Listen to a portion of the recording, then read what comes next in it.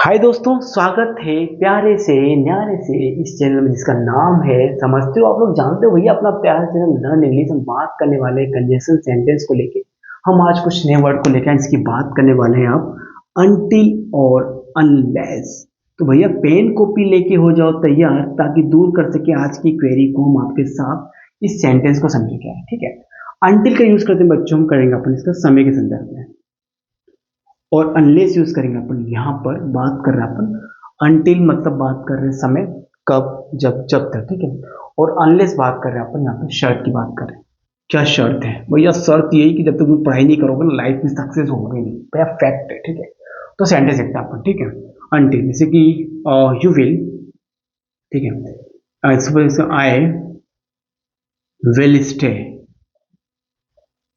I will stay here until. मैं यहाँ पे जब तक,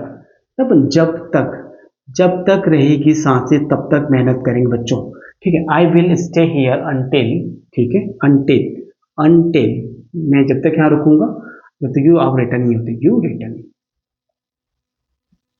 ठीक है, ये केस हो गया आपका। ठीक है, ये अनटिल हो गया। अनलेस से केस क्या है? शर्त की बात कर रहा है। शर्त मतलब ऐसी चीज है जैसे you can not success unless you work hard। तो ये शर्त यहाँ पे, जब तक आप इस चीज को फॉलो नहीं करोगे ना, तो ये चीज आपको नहीं मिलेगी।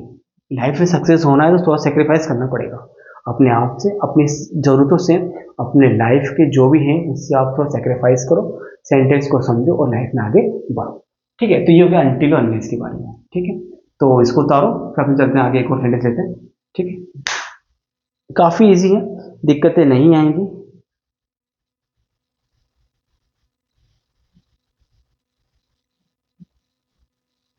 चले, अनलेस यूज करते हैं काफी लोग यार, है ना, तो आप लोग इसे यूज करना शर्त कंडीशन में। ठीक है, अदरवाइज ठीक है, दिक्कत तो नहीं आएगी कुछ। अब देखो हम बात करते हैं एज, इफ, एज थॉ।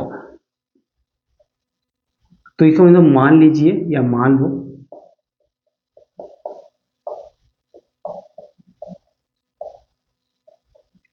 तो दो केसों में आपको एज इफ और इसका यूज करना पड़ेगा। ठीक है, तो उतारो, फिर अपन देखते हैं, करते हैं इसको। प्ले टॉपिक उतारो आप लोग।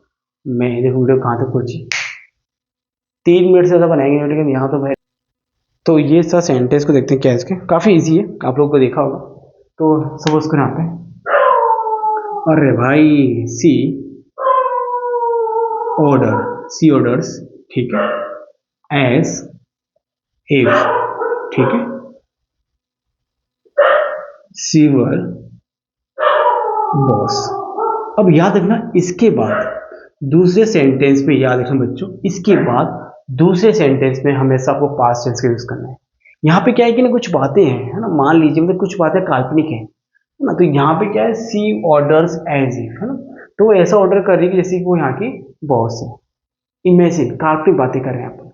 ठीक है, तो इस केस में आपको इनका यूज करना है। और इसके बाद हम बात करें सेंटेंस के बाद, तो हमेशा पास्ट टेंस, गाइस हमेशा यहाँ पे पास्ट टेंस यूज करो यार। ठीक है, वॉज हो सकता है, वर हो सकता है, डिड हो सकता है, हेड हो सकता है, इनका यूज आपको देखने को अधिकांश केस में मिलेगा।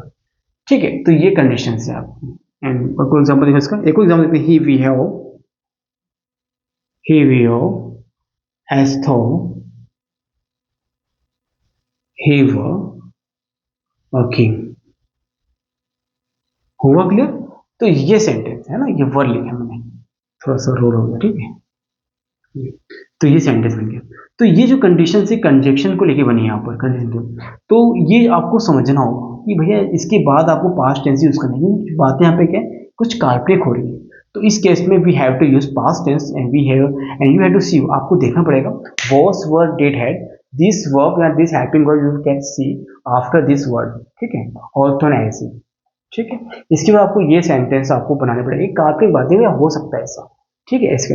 तो ये आपने पढ़ लिया। तो भैया जो आज की वीडियो थी, आई थिंक आपने कंजक्शन को निचोड़ तो लिया है, समझ भी लिया है और आपको आया भी होगा। अब आपको मिलेंगे नेक्स्ट वीडियो में कुछ नए वीडियो के साथ, नए रूल के साथ, नए कंसेप्ट के साथ। तब तक के लिए जय हिंद और हाँ, हमेशा मुस्कुराते रहो और खुशियां बांटते रहो। जय हिंद।